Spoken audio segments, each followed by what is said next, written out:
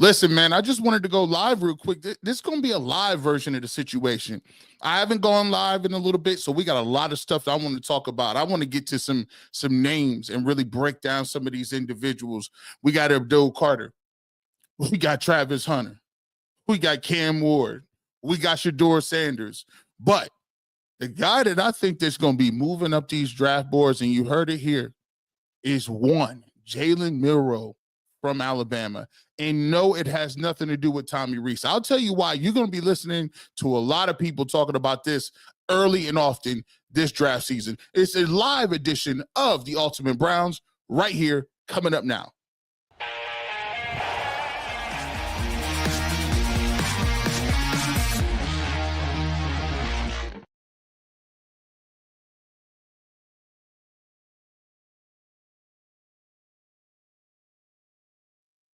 Welcome to the fastest 30 minutes in all of sports. It's G. Bush right here with the Ultimate Browns. I wanted to do a live edition of this situation because I wanted to talk about some stuff. I wanted to get in and talk about some of these guys. I did a big, long dive into some of the All-22 film, and there were some things that I came across that I had to talk to you guys about individually. I think we had to dedicate some of this to some of the stuff that I saw. And we're going to talk about not only the quarterbacks, but we're going to talk about some of the main guys I think they're being looked over a little bit that will kind of pique your interest. I think there's some guys out there, and I'll say this: the Cleveland Browns are going to have an opportunity to come away with 5 to 7 blue chip type guys that I think can help their team next year. There's people been talking about this draft. People have been getting into a situation where, oh, this draft is terrible. This draft is garbage. This draft, no. Listen, all 22, I had to go back and dig in the crates. I got some all 22 footage on a lot of these guys, and I'm going to tell you something right now. In the first round, they could come away with 5 to 7 blue chip guys that could make a tremendous impact. So first of all, we'll get to some of that stuff that I talked about. But first, there's a guy named Abdul Carter. And let me tell you something, fellas, boys and girls out here. Abdul Carter is a monster. And I'm going to just start off by saying, bad job out of me. Bad job out of a lot of guys. I said it on UCSS today, man. Listen, I got to stop. We got to stop being, I said, let me stop being lazy. I got access to all these all 22s. And one thing, and I'm going to call it out on myself, it's no excuse for you to be up here talking about, I don't know what people are doing. It is no excuse to say, I really don't know why this guy is doing this or why this guy is rated higher than this guy. The all 22, the same way the season come around and I'm always in the all 22 and I'll be telling you who's garbage and I seen him, he ain't been balling. It's time out for that. We got to start putting that work in. We got to start really taking a deep dive into some of these prospects because we be doing too much to just listening to people. And you, when you get in the industry, I'm going to be honest with you. When you get into entertainment culture and different things like this, sometimes you be overlooking what you need to be talking about. Everybody has access to the all 22. It's just about whether or not you want to go dig through them crates to find it. And let me tell you something. I dug through the crates. And boy, I cannot wait to talk about Abdul Carter. Oh, fellas, a man gets it done. We'll talk about him coming up here later in the show. Browns, they're set up to get a game changer. There are, like I said early in the opening monologue, there's 5 guys right now that are game changers that the Cleveland Browns, I would not be salty if they got any of them. I think that's the biggest takeaway from this. The Cleveland Browns are set up with the guys that they have that they have at round 2 and some of the stuff that they could get done. They have multiple names that they could plug in, and day one, they make a tremendous impact. Some of the names like Travis Hunter. We talked about the Abdul Carter. There's other guys that are available that I was tremendous at, Ashton Genty. Let me tell you something. Ashton Genty is a bona fide stud running. Ashton Genty, to me, can make the Pro Bowl next year. I mean, this guy is powerful. He has the jump cut ability. He's mean. He runs downhill. He makes the first guy miss. Somebody is going to take that young man, and he's going to be a Pro Bowler next year. He's a mixed. He run like Zeke Elliott and Trent Richardson in his prime. I'm telling you, the dude is nasty.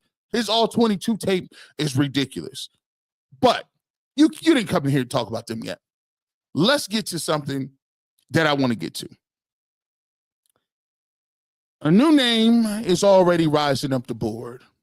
You clicked on this video because it's about Jalen Milroe. And I'm going to tell you something right now. Browns fans, get ready for this young man's name to be going up the board. And it has nothing to do with Tommy Rees.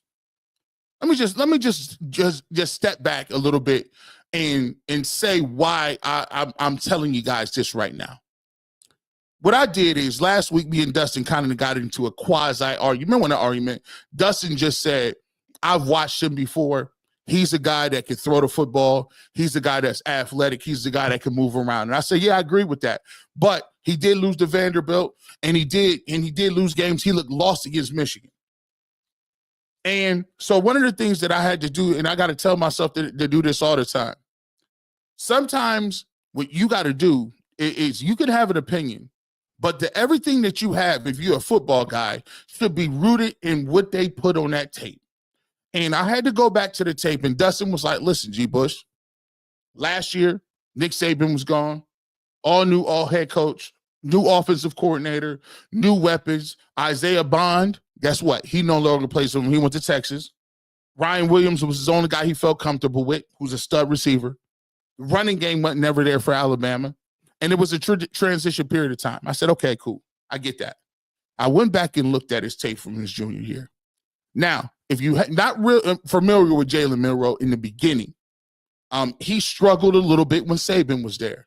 Didn't look comfortable in the pocket. They benched him. I think he got benched against South Florida. That game was kind of close. They brought that back. They took him out. They reacclimated him in. And then from the time he got back at the starting position, rest of the season, he was lights out. And what I saw in that tape was a different quarterback. I mean, when you watch him throw, you're like, man, that's a tight window throw right there. Man, he fit that in there. Wow, that's a nice deep ball. And when you comes to the athleticism, and this is why I put it on the thumbnail, I'm not doing it as clickbait. Let me tell you something. This man, when he comes to his legs, electric. Electric. He is every bit a dynamic runner as Lamar Jackson was in college. Now, I can't project what he's going to do in terms of, because Lamar Jackson ran for 1,000, and he's been in the league. He continues to run for 1,000. But what I'm saying is that skill set is similar, and that's not a reach. According to his quarterback coach, he's not going to run a 40, but I'm telling you, that man probably runs a 4.41. He's in somewhere in the low 4.4s. And one thing that I looked at, and why you're going to continue to hear the name Jalen Milroe is because of this. I started to go back and look at some of the guys that got taken high in drafts that weren't really big time drafts, right? Go back and look at some of the first round picks that people took that didn't have the skill set that Jalen Milroe got. I went back and looked at it. I said, who has better talent? Would you say Bryce Young or Jalen Milroe? Raw talent, I like Jalen Milroe better than him, coming out of college at least. Do you like Zach Wilson or Jalen Milroe? That's not even an option. Zach Wilson went 2. Give me Jalen Milroe. Anthony Richardson was a guy who played 1 year in Florida. He got drafted in the first round. And I asked myself, Jalen Milroe was a more crisp and a more established passer than Anthony Richardson. Keep going. Mitch Trubisky, 1 year, North Carolina, didn't even put up crazy numbers. Who's a better prospect? Jalen Milroe. Kenny Pickett, out of Pitt. You telling me he's a better no, he's not. Let's just keep it a buck, man. If you would ask me, if you asked anybody last year, after last year, and they said, who's a better quarterback, Bo Nix or Jalen Milroe? You going to get half the people that say, give me Jalen Milroe. You see, the thing is, that skill set that he has, now don't get it twisted. He is not a finished passer. And let me just tell you this. He's not a finished prospect in general. But what I'm going to say is, can you afford to miss on that type of electric ability? Because there's a lot of people that thought Lamar Jackson wasn't going to be nothing. And he's just he's about to be the 3-time MVP. A lot of people passed on him at the end of, throughout the first round. Can you afford to pass on that type of skill set? And I'm sitting around looking around at some of the guys that went. If you think that there's not going to be a third quarterback thrust into this first round, you're crazy. They might even get one more. My pick is Jackson Dart. So there's going to be 2 quarterbacks. Don't let them tell you ain't nobody going in the first round. You're crazy. Just because it ain't a good draft class comparatively to what? Because last year I saw people was tripping when Michael Penix went. People tripped when Bo Nix went. People was tripping, looking around like, what, Bo Nix and Michael Penix is going in the first round? What was it, 6 first-round quarterbacks or something?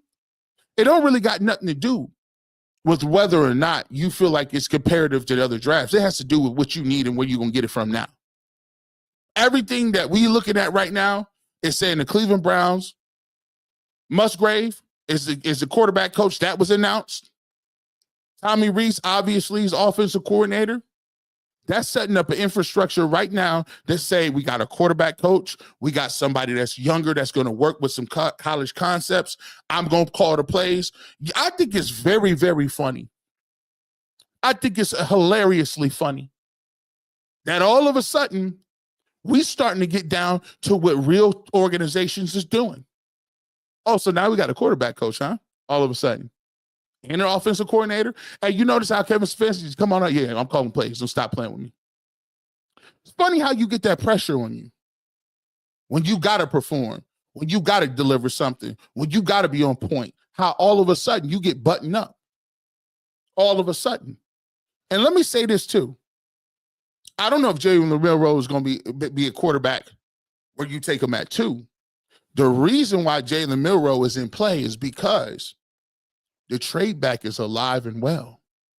When you want to talk about the Browns and where they are, that's what makes this season so fun about draft, is because the Cleveland Browns can do a number of things. The Cleveland Browns can stay there at number 2 and take who's ever left between Cam Ward and Shedeur Sanders. The Cleveland Browns can trade that pick, 1 pick right up to the New York Giants, who might want a quarterback. They can then get their 3rd pick and say they take Travis Hunter.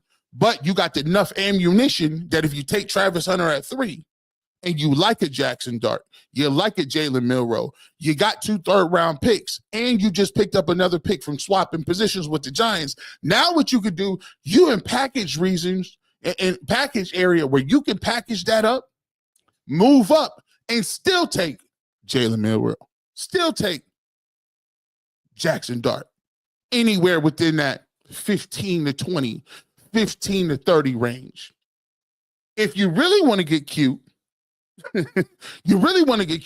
you could just fleece the Giants and not even trade back up to get the quarterback. You take Abdul Carter, sit around, hang around, and wait till you get to the top of the 2nd round and say, I got a similar grade on Will Howard. I got a similar grade on Jackson Dart. I got a similar grade on Jalen Milroe. I'll take whichever one of those guys is still available to me in the 2nd round. I kept my 2nd round pick.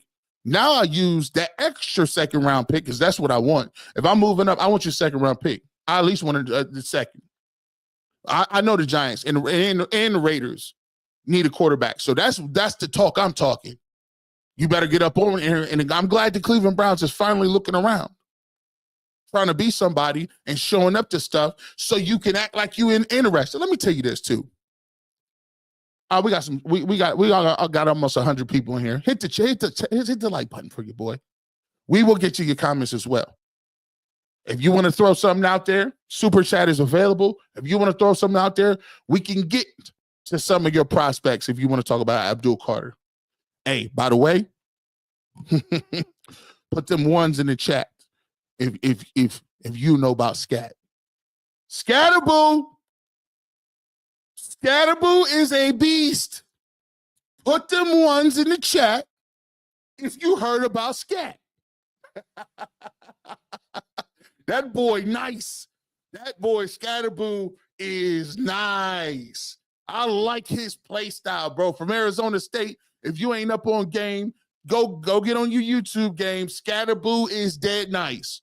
Don't just be, no, I'm telling you, go watch it. Put the ones in them chats, man. We're going to get to that as well.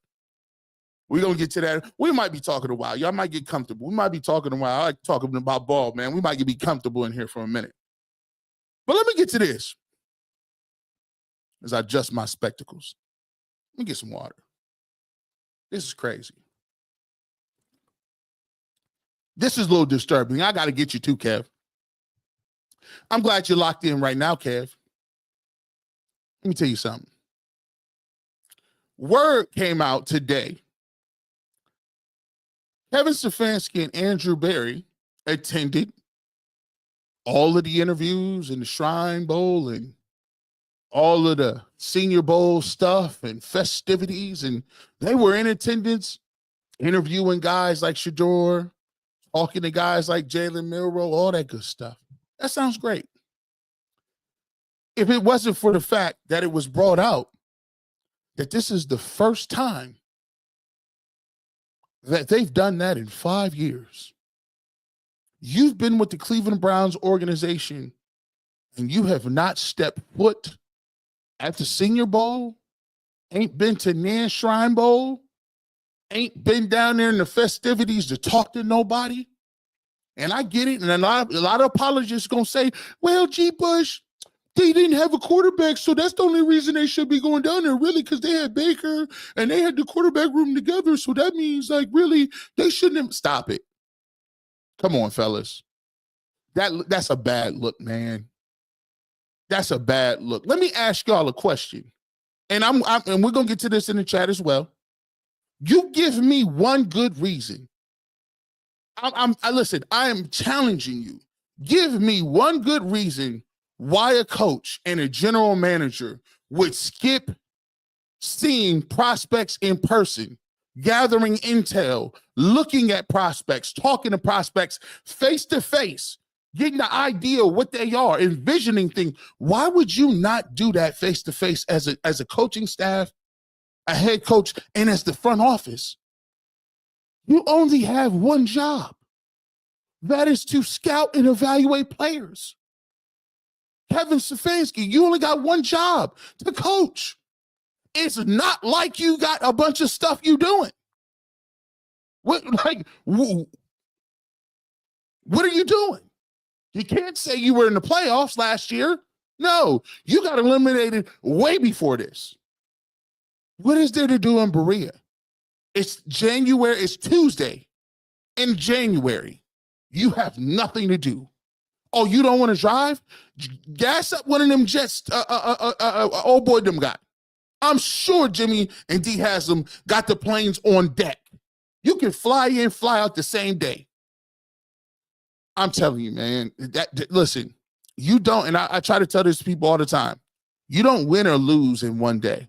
You win and lose over a sustained period of time by you not doing what you're supposed to be doing. And when Andy Reid's of the world, and when the Kansas City Chiefs and the Philadelphia Eagles, and when all of these teams and the 49ers and all of these teams and the Steelers and the Ravens, and they go into these events, and you're sitting around at the house, and you wonder why their third rounders hit. You wonder why they got production. You wonder why they're finding these diamonds in the rough. Do they have better intel? Maybe they show up to things that should be mandatory for coaches and general managers alike. Under no circumstances should you have to have your jobs threatened for you to get on your square. This is what you're supposed to be about. don't care if you don't got first round picks. You're supposed to be down there evaluating, talking, looking, scouting, looking, poking, prodding, and just moving around the building. Come on, fellas. Don't let this happen again. Don't let it go down like this again. This sloppy. It looked nasty. It looked like you guys got caught. You sleep at the wheel. And you wonder why your guys that you get the Siaki Ikas in the third round and the Anthony Schwartz and the David Bells. Let me find out that you just picking like mad, random on draft day. Come on now. Come on now. Let's get to some of your comments here. Yeah, we kicking it.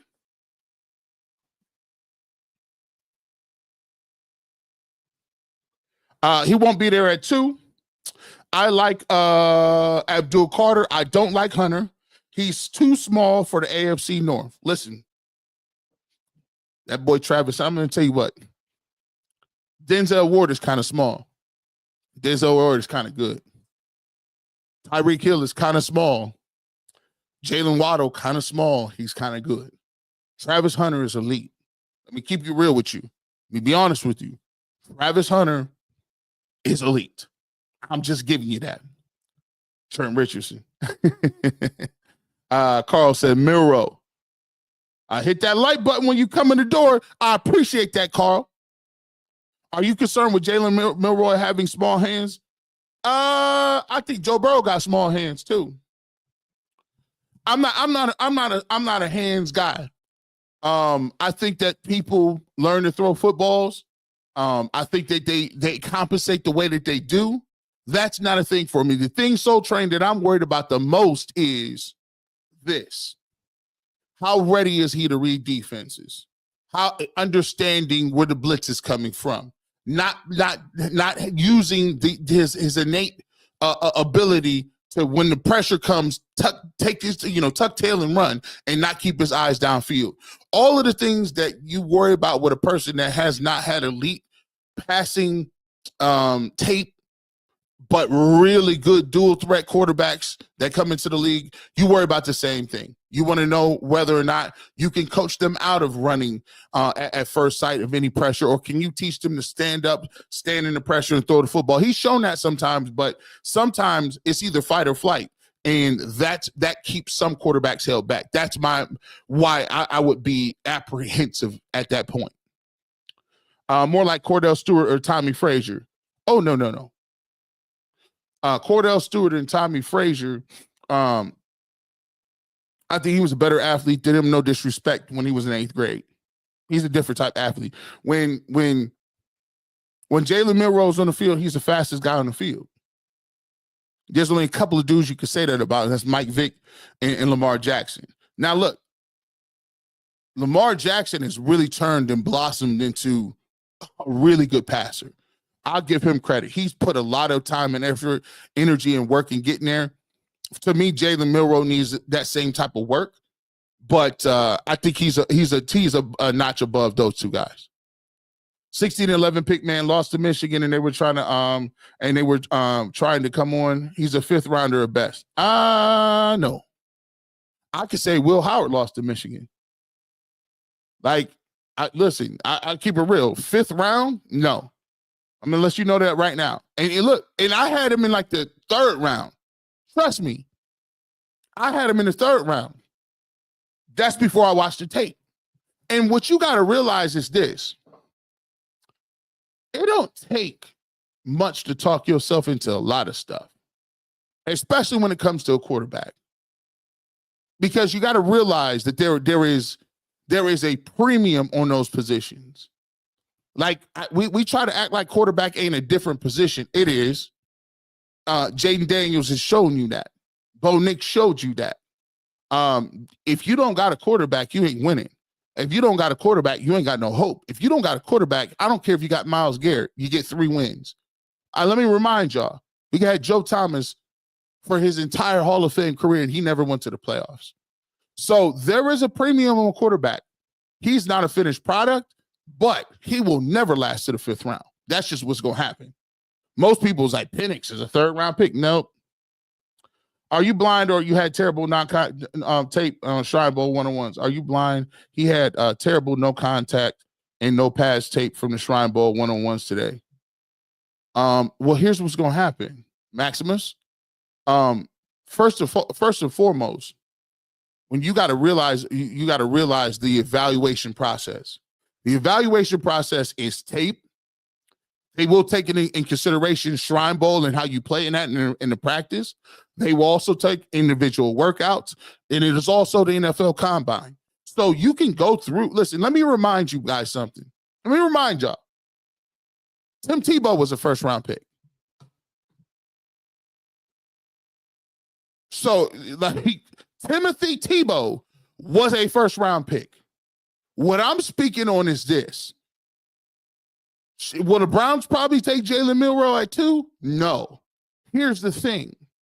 If you don't really like the quarterbacks at 1 or 2, and you love Travis Hunter, you love Abdul Carter, you want one of those guys, and you still want to get a quarterback, Jalen Milroe will be one of those quarterbacks along with Curtis Rourke or Jackson Dart in the potential that can move up the board from a second-round pick because somebody will overpick them.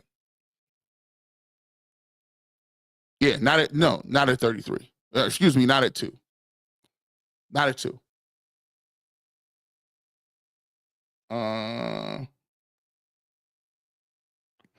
The Giants want Sanders, trade down, fleece them, and take the quarterback. Let's see what else we got. Don't trade down, take Carter at 2. Listen, I think at this pick, I think if you like Carter, the obvious choice is this. You can't take Carter at 2. Here's why. If you know the Las Vegas Raiders want a quarterback, you know the Giants need a quarterback. Those are the Saints need a quarterback. One of those 3 teams would die to get Shedeur Sanders or Cam Ward, whatever is available at 2. It's an easy pick. You go to the Saints and you say, what do you want for it? You go to the Giants. What do you need for this? You go right over to the Raiders with Tom Brady being out there. What you willing to give? You like Shedeur, don't you? What you willing to give up for it? What you willing to give up for it? And see what they got. If you trade up one position just for the Giants to get down to 2 to take Shedeur Sanders, you then walk to the podium, hand your card in and say, listen, give me Abdul Carter, and I got their second-round pick. That's the way. No more run-first quarterbacks. We need a throw that can read defense. Your argument has been espoused before. Stop the cap. First and foremost, this ain't my argument. You must not be listening to what I'm saying, Roger. I'm telling you this right now. If you're asking me who is a better thrower of the football, it's Cam Ward and it's obviously Shedeur Sanders. There is no argument here. I'm breaking down game. There's more than one way to skin a cat.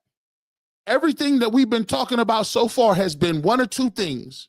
Shedeur Sanders, Cam Ward. Shedeur Sanders, Cam Ward. I'm just opening it up to give you another opportunity to see where other movement can happen. Here's the way it happens. The crux of the argument is going to be all offseason is this. You need a quarterback. Do you want it at 2 or 33? And if you don't want it at 2, you lose the opportunity to take the guy that you probably want. Because I'm going to let you know something. I believe there will be a run on quarterbacks. Some team's going to overdraft a quarterback. No one had J.J. McCarthy going in the first round last year. They're going to overdraft one.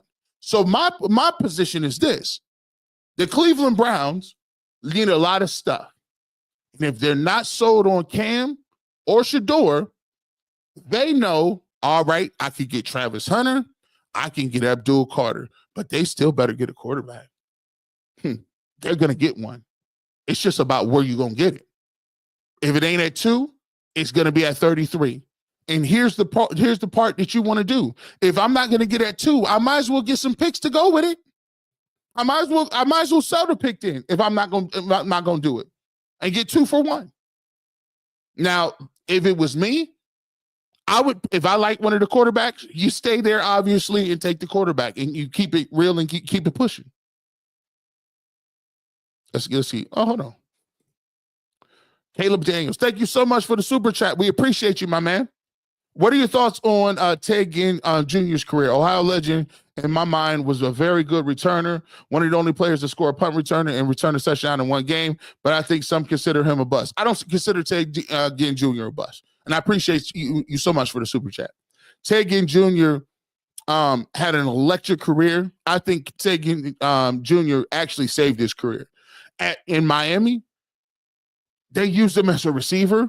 And he had a bunch of quarterbacks coming in and out of there, never really quite put up the numbers that he thought he would do in terms of that. But I think where Ted Ginn did do was he found a way to utilize his skill set. He was definitely a electric punt returner when it came to the 49ers, played for the Panthers, played for the Saints, I believe, and played a very long time and was able to always turn the game up on his head at any time. One of the fastest dudes in real life I've ever seen.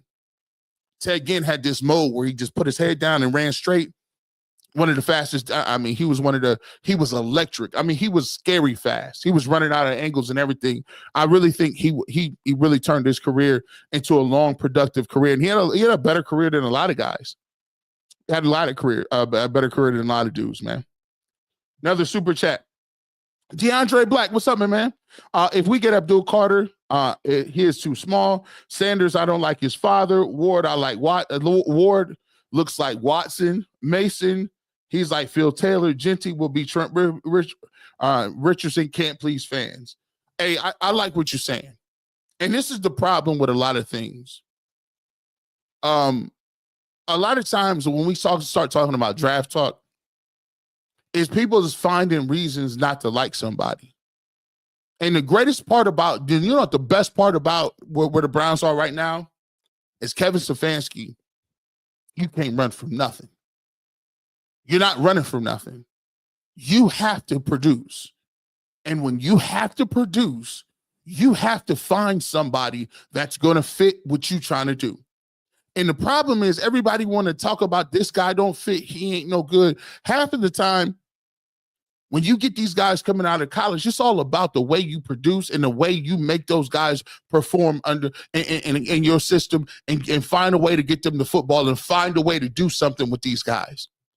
Shall I remind you, I just watched Kareem Hunt be effective. Kareem Hunt he was washed here. He's done. I just watched Kareem Hunt be effective. The problem is a lot of time is these guys get these people into the system, into their building, and they ain't got a plan. What's your plan? What's your plan to put this guy in the best position to make plays? Sitting here talking about why this guy ain't a finished product doesn't do you no good. In this case, Abdul Carter, he's too small. Listen, Abdul Carter is a monster.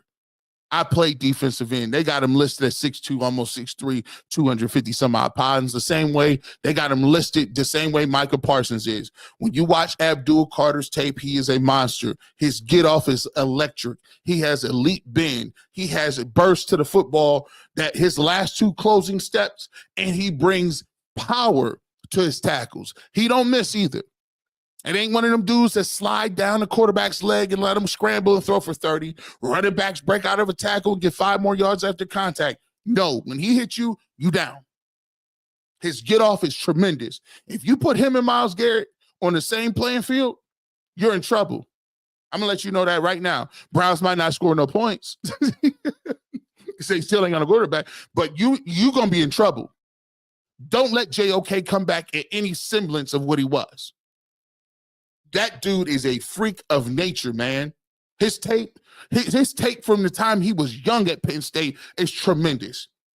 They had him standing up playing linebacker most of his career. That dude is a beast, man. I played defensive end. Ain't nothing soft, light about the way that man played the game. Listen, just because Ashton Genty got dreadlocks does not mean he's Trent Richardson. Y'all got to stop playing name association football. And this is half, listen, I'll raise my hand and say this is half our problem.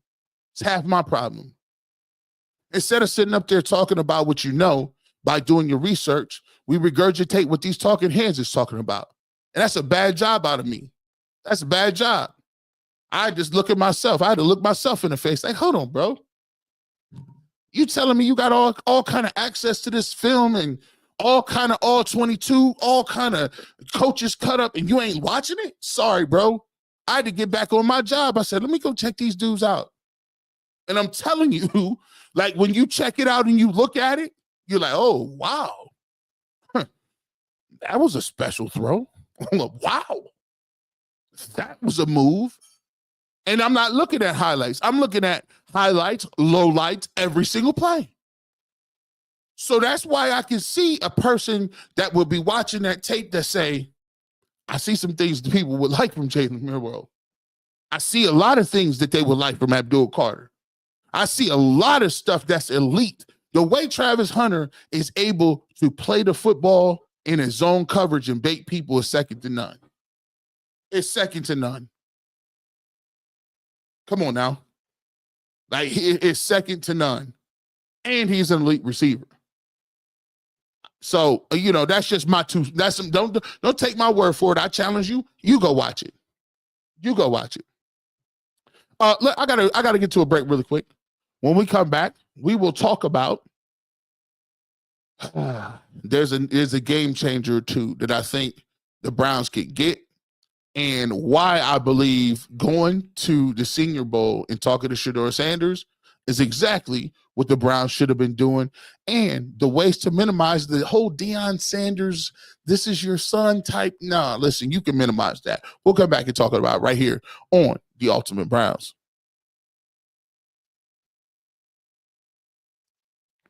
Speaking of, man, make sure you subscribe to the channel. Zach Meisel, Adam the Bull just dropped the episode earlier today talking about the Guardians. Best baseball content on the net. Make sure you check those guys out. Ultimate Guardians. And as well, we got my man Earl the Pearl, Ultimate 216, Cecil Shorts, former Jacksonville Jaguar, former Mountain Union Purple Raider, former Houston Texans. He played for a lot of teams. Wide receiver on there with Earl talking about the draft. Really, make sure you watch that. Break that down. And it's all part of the biggest network in the game, the Ultimate Cleveland Sports Show. Make sure you subscribe, hit the notification so you know when we are dropping our content. Welcome back in the fastest 30 minutes of sports. I've been talking for a little bit of time, but I ain't been talking live with y'all for a long time. We want to get back to that. We'll get to, before we get to the situation with why going to talk to Shedeur Sanders is something that was very wise, and I encourage the Browns to continue to do things like that. We'll get to that. Let me get to these ones. Scatterboo. Scatterboo. Yeah, ones. I said put them ones in the chat if you know about scat. You see it. You see it. Y'all see it. We out here cooking. You said G making sense today. I'm making sense. G Bush, how we got wide receiver you in our own backyard and not have any of our professional team? Shaking my head. Hey, B Sands. Hey, listen, I'm gonna tell you what. I if I had a number 2 pick, I draft Jeremiah Smith right now. They're lucky they got rules against that. Give me Jeremiah Smith today, right now. Right now. 129 people in here. Make sure you hit that like button. So here's the thing. Let me try to break up. Let me give y'all something on this sand. I was gonna wait till next week, but I'm just giving y'all extra work. Let me tell you about Shedeur Sanders. And let me just give y'all this. Deion Sanders is one of the greatest showmen in the world. Deion Sanders has gotten to where he is in life because he is prime time. He is self-marketed. He has self-promoted his way. He listen, they wouldn't give him a job. He said, I'm going to go Jackson State. I'm going to get the flyest uniforms, and I'm going to have everybody watching me. And guess what? It worked. The whole world watched Jackson State. He went to a Colorado team that had won no games. I think they was 0-something. He came in and said, what you doing? Oh, I'm bringing my Louis. I'm going to be the king of the transfer portal. People was upset. How dare you say you're just going to go to the portal?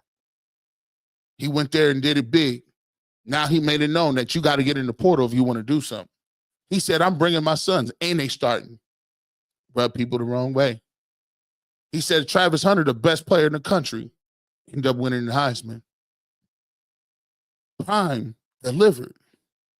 But don't be scared of the rhetoric. Let me just tell you why. As a self-promoter myself, sometimes you got to say and you got to put on the show. And the show always goes on. You think Prime is really into stopping the bread? He's not stopping the bread. As a matter of fact, he keep talking and got another show on the TV. I'm like, he was with Roxy from 106 and Park. I'm like, dang, Prime. He's on Colbert. He's on all the late nights. You know why? Because he know how to stay in the spotlight. At the end of the day, Shedeur Sanders is not Prime. Shedeur Sanders is quiet, mostly mild-mannered, is educated, and has always been mature. He is a person who's lived under the spotlight, lived under the limelight, hasn't been in no trouble, and is a quarterback and has put up numbers wherever he's been. When he went from HBCU to a small school to a big school and everybody wanted to see him lose, guess what? Shedeur was fine with it. He took a lot of hits, kept getting up and getting back in the huddle. But when you're talking to these athletes, always realize they're competitors. At the end of the day, you don't get to where you were or where he is without being a competitor. And there's one thing that people tell you. When I got recruited and people come recruit you and talk to you, you know what they say? Forget what happened last year. Deshaun Watson was Deshaun Watson. Baker Mayfield was Baker Mayfield. But we didn't draft them. We sitting in front of you telling you that you're a guy we think we can win with. When you get a divorce and you meet somebody else and they happy and you got a great relationship with your new spouse or your new significant other, is they digging all in the crates to find out why you got divorced before? As long if it wasn't a violent crime or it wasn't something outrageous, the new spouse is like, well, I don't care what happened, what so-and-so. All I know is I'm happy right here with you. And when you go and you look at it and you're evaluating and you think a quarterback is the guy, you say, all the rest be damned. We talking about what we could do with you moving forward. And it's something to be said about sometimes when somebody pick you specifically. Specifically. When they pick me for UCSS, they say, listen, man, we know you ain't got no game film. We know you be on the internet, bro. You really ain't really been doing nothing crazy like the rest of them. I'm like, I just want the opportunity. You just put me on the screen and I'm going to show up and show out. At the end of the day, Shedeur Sanders is going to have to stand on his own merits. Shedeur Sanders is going to have to stand on who he is and whether or not he can throw the football and not whether his father is a Hall of Famer or not. And to be truthful, any competitor that says, look, these people want me to come here. These people got a plan for me. These people think that I could be the answer. It's hard for competitors to turn that down. Don't get caught in the limelights because Prime do a great job of raking in endorsements. That's what he does. But like I always said, what you do between them white lines will ultimately be what your legacy is. Not what your dad said, not what your cousin said, not what the fans say. That work you put in, them touchdowns, what you do in crunch time, that is what your merit is and what you are worth. So for all those people that's scared, the Cleveland Browns did exactly what they were supposed to. Be a professional organization and go talk to everybody available because you gotta feel like if you Kevin Stefanski or Andrew Berry, we evaluate and we get the right guy, all the rest of that is water under the bridge. Go ask how the Denver Broncos feel. You think the Commanders is tripping?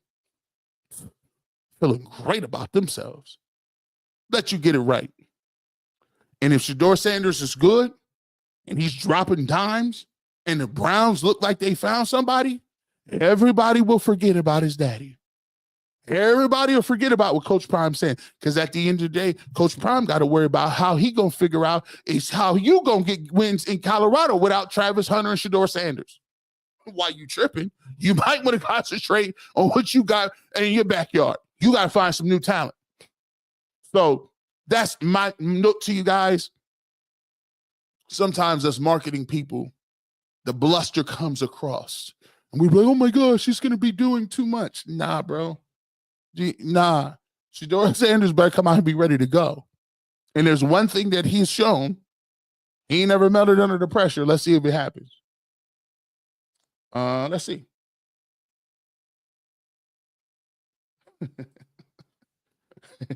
G. Bush looking a bit ragged. This is what the Browns will do in 3 years. G will be looking like Jeff Lloyd. You can't say that. Y'all cats crazy. I see Shedeur Sanders being a solid pro. Too many players come in the league and do better than their how many players come in the league and do better than their dad did in the league? Well, listen, he gotta have some extra stuff. Like you're not gonna be better than Prime. I mean, you'd have to be like Joe Montana or something, right? Like you couldn't be like, what? How would that work? Bowl 3-0. If they take Milroe, they probably want that option. So they're probably going to trade back up to the first round. Good, solid thinking, man. That's a nice thought process. If they trade the pick and they want Jalen Milroe, they'll probably want the 5th-year option to give him the most latitude and the most control. If he hits, great. We got a quarterback under control for 5 years. They'll probably jump back ahead of some people to try to get in there. And mind you, they got 2 third-round picks. Depending on what they get from the team that they trade back with, we'll see. And let me throw this in there. I'm going to ask y'all, like, what do you think? Is there a guy here where if you don't like the quarterbacks at 1-2, say they get Travis Hunter, say they get an Abdul Carter, and then throw in whatever quarterback you deem is good, whether it's a Jackson Dart, whether it's a Curtis Rourke. I don't think Dylan Gabriel's in that range. Maybe you say Milroe. You throw a couple of extra people in here. Would you prefer to have just the best quarterback on the board, or would you prefer one of the top defenders and a second-tier quarterback? Let me know. Let me figure out a way to put it in quickly. Do you want the defensive player and the second-tier quarterback, or just the best quarterback? Let me know. We'll talk about that coming up. That's a good question. Here's it. Vernell Jackson, we appreciate. Topic for tomorrow. What about Malik Willis in Green Bay? I appreciate the super chat. Here's what I'm thinking. Hey, if I'm going to go that route, I want Joe Milton. Hey, if I'm going to go that route, my boy, I'm going to go. New England, you already got Drake May. Stop being greedy and let us get that. Come on. Come on, fellas. Stop being greedy and let us get that. Coming back. This is my last segment, I promise. When we get back, I'm going to tell you, now we talked about a lot of guys that I wouldn't have a problem with. All the news we talk about, I wouldn't have a problem if they got this. There's a couple of people that I got a problem with if they go ahead and get them. And we'll talk about that coming back. It's G. Bush right here on the Ultimate Browns. As always, we got to throw this out to you. Ultimate Browns is on Tuesdays, 5 p.m. Make sure you check that out, Ultimate Browns Tuesdays. We will be doing once a week. We will have our clips up during the week, so if you miss it, you got the on-demand you can watch. And we'll be able to do that once a week when the season comes back. We will be doing that as well. And don't forget, coming up next week, got a special programming announcement involving your boy G. Bush. You're going to love it. I know you will. And you're only going to know when we talk about it right here on the UCSS network by hitting that notification bell and that subscription so you know when we drop that content. Last and final segment right here. G Bush with you. I know this episode been kind of all over the place, but this is just like this is what I call my town hall format. I like to just throw some stuff out there. This is how I get my itch for doing radio. When you're doing long form radio and doing stuff like that, you talk to people, you got callers. So I want to get your thoughts, get some of your input into what you're thinking. Because for me, I think this is the most wide open it's been in a long time for the Cleveland Browns in terms of the ways they can go. I think there's nobody who has a monopoly on wondering what the Cleveland Browns are going to do. I don't know. They could have Cam Ward. They could have Shedeur. They could have Travis Hunter. Abdul Carter might be the play. Drafting one of those and trading back. Drafting one of them, trading back, then getting back in the first round. There's so many different options for once that it's going to be very riveting and interesting watching what they're going to be talking about. But with that being said, there's only a couple of things that we can't do. And let me there's a few people that we can't get to.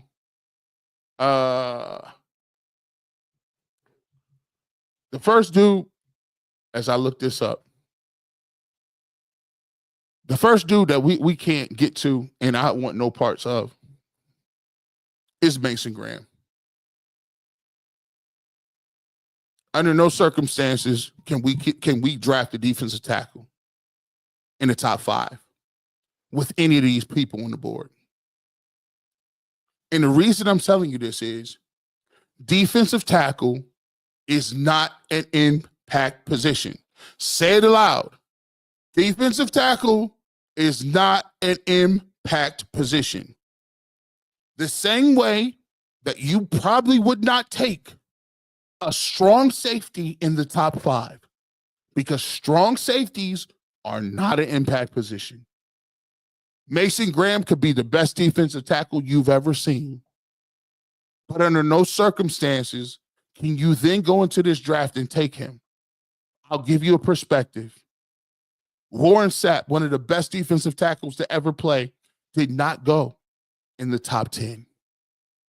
Aaron Donald, the greatest defensive tackle of all time, did not go in the top 10. Cortez Kennedy, Hall of Famer. John Randall, Hall of Famer. No first-round picks.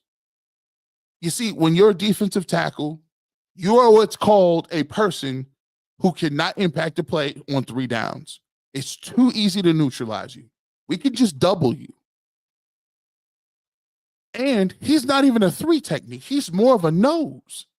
He's an athletic nose, but he's not even a 3 technique that is getting on the edge and rushing the quarterback that's going to give you 10 to 12 sacks. You cannot draft a run-stopping nose tackle out of the fear that you're going to miss on quarterback. No, we're not doing it. By the way, how many years are you going to continue to draft defensive tackles? You took Siaki Ika in the 3rd round, and he couldn't sniff the field. Hey, listen, I like Mike Hall Jr., but he was on and off the field. You had a 2nd-round pick on him. You had a 4th-round pick on Perion Winfrey. You spent most of your dollars. You free agency, Maurice Hurst, right? Free agency, Jefferson last year. Free agency, Dalvin Tomlinson. You spent your money in free agency on a nose. So why would you, with Travis Hunter, Abdul Carter, and quarterbacks that you need that are on the board, you cop out and think you're being a smart guy by drafting a run-stopping nose tackle? I don't care if he's the best run stopper in the world. It is not a position of need, and if you trade down to take him, it's wild. It's crazy. Let me get to the second dude where under no circumstances are we doing it. You guys that draft a tackle every year, guys. We need to draft a tackle every year, G. Bush. I told you that's what we need to do. We'll take Kelvin Banks Jr. I saw Kelvin Banks Jr. do nothing against Arizona State. Saw Kelvin Banks Jr. Was it him that gave up the sack against Jack Swore? Was it him coming off that edge?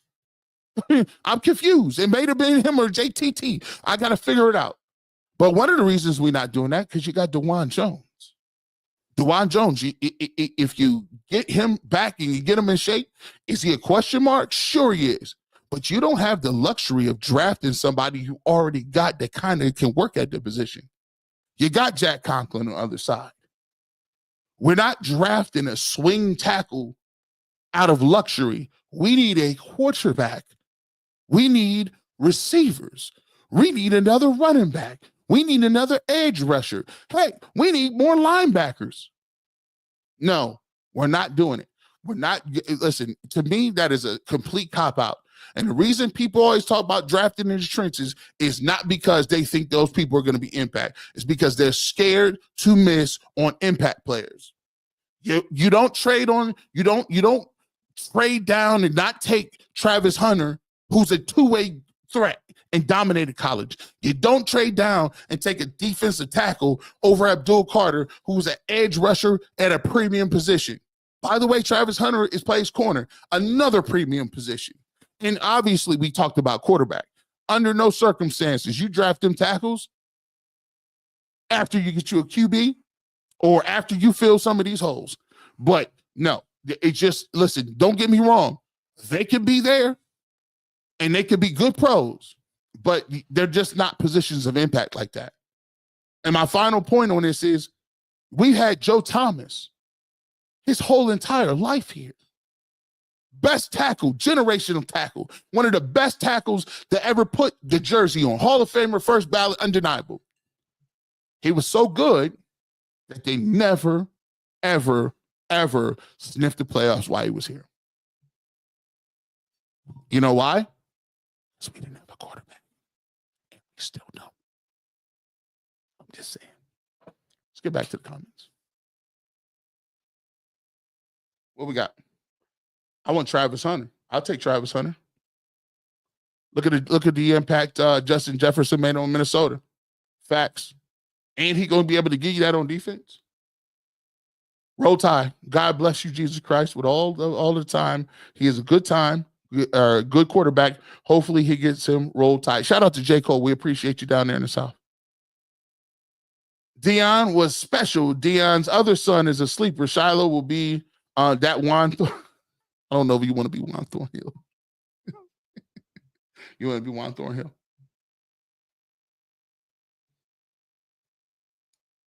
But G. Bush, Mason Graham, they said is the next Aaron Donald. Boy, you better stop playing around here. Aaron Donald. It's like, come on, man. That's why I be cracking up, bro. I'm like, you can't just call that out. Aaron Donald went like 12th or something. He's the greatest defensive tackle to ever put pads on.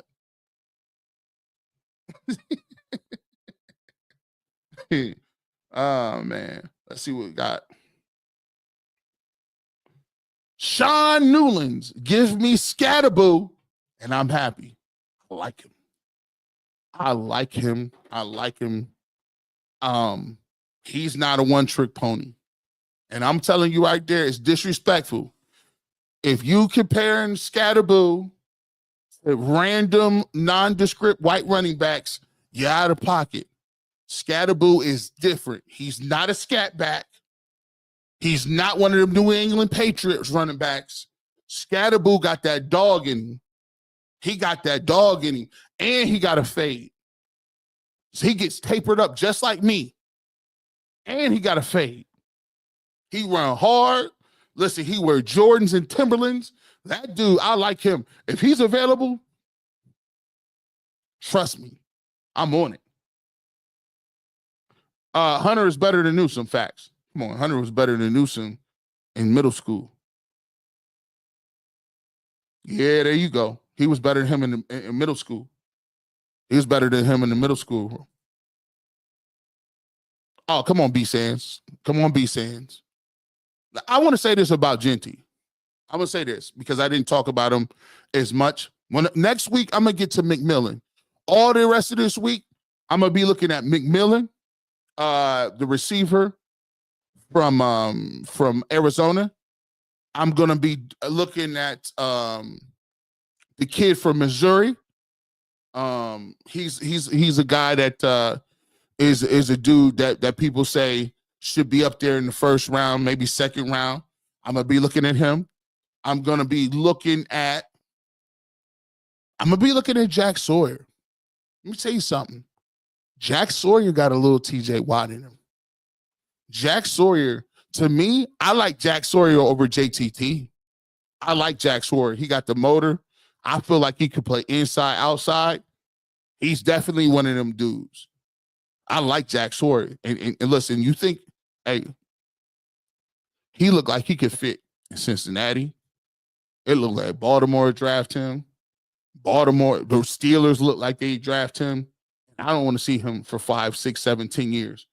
Well, I'm still got to watch Hayward, and I watched him play at Ohio State. I like him. He's nice. He is nice.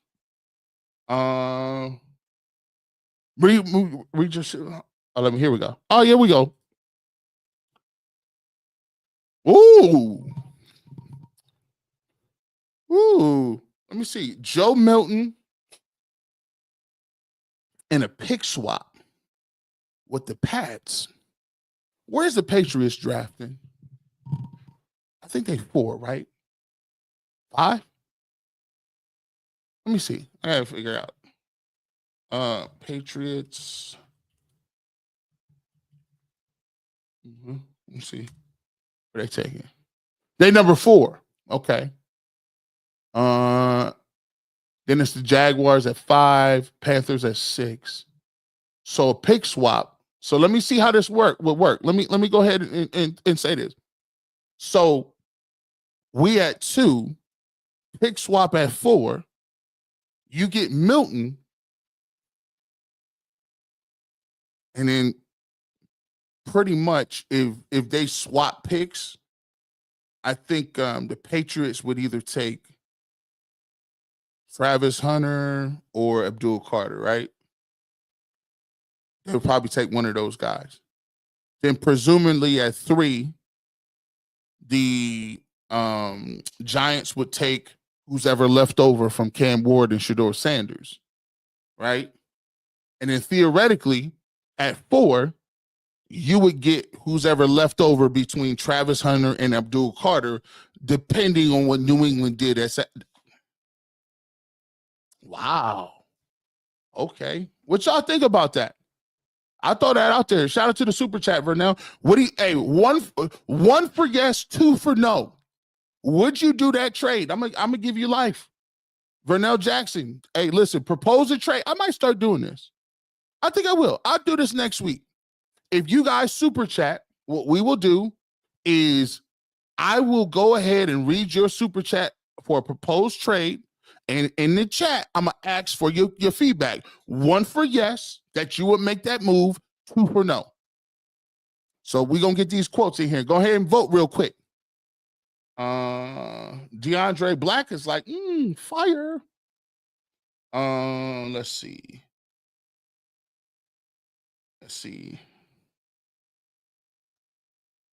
Vernell Jackson said, you still got all your options.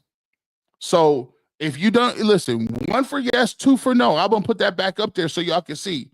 Joe Milton in a pick swap with the Patriots. So that means that the Browns would get Joe Milton. He's a guy out of Tennessee. He's shown some promise. He used to be at the University of Michigan. Huge arms. Can throw the ball out the stadium. Showed something the last time he played with New England when he got an opportunity to play when Drake May was out. Would you take him in a pick swap with the Patriots? And you would end up with Joe Milton. And at 4, presumably, you would still have an opportunity to either take Abdul Carter or Travis Hunter. What do you say? Let's get to the quote. Let's get to what y'all think. Of course, Vernell is rooting for his own. Of course, you voted for your own program. There's one no. Anthony Lathium says no. We got a 1, 2 1s, 3 1s, 4 1s. I would, but I am greedy. Hey, you doing mag trades right now, Ramsey. You doing mag trades where you be like, look, the computer like Barbie Green. You be like, oh, y'all gonna do that? Well, give me a 4. Give me a 3. You ain't gonna give. I'm just playing. Give me a 5. 5, cool. So that's 5 yeses. 5 to 2, 6 to 2, 7 to 2.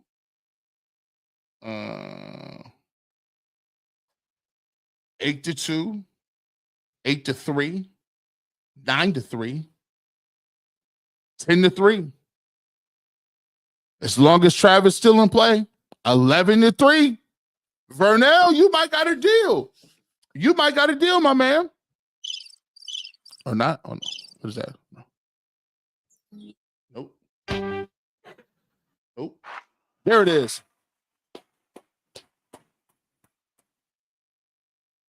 There you go, Vernell. People like it. They love it. Oh. 8 to, yeah. They like it. So next week, we'll talk about some trades. Think of your proposed trades. Vernell, you actually did a great job and you won today. So shout out to you. And overall, we won. So here's what we want to do. We're going to be talking about a lot of scenarios. So draft season is here. Ain't nothing out of the pocket. If you got a guy you want to talk about that you've been reading up and researching, throw that out here in the chat. Throw that, and I'll take a look at it, and we'll talk about it next week, man. So let's have some fun with the draft, and we're going to continue to get this thing moving because it's going to be an exciting season. And we went over time today. We did about an hour, so we want to thank everybody that stayed in. An hour 30, or excuse me, 135 people still in here. We rocked and rolled. We're going to continue to do things like this, but I appreciate y'all. And with that being said, you never know when I'm going to show up. Showed up today live. I usually record it, but I showed up today live just for you guys. And if you want that fresh cut on Sports, G Bush always brings a clipper. Have a great evening. And as always, go Browns.